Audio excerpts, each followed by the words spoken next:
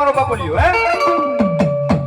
દુનિયાની માલપા જો ફેરો તારી આગળ 5 ડગલા મોડ નો રહું ને આજે તો મને ઉજ્જૈન નગરીના રાજાને ખદે ભોજ લાગેલો હે ઈ દાદો ફેરો હતો એ દાદાને બે ઘડી મનાવતા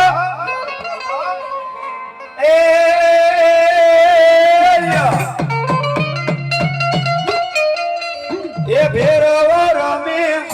ફેરવ રમે ઉજેણ વાળો દાદો ફેરવ રમેલો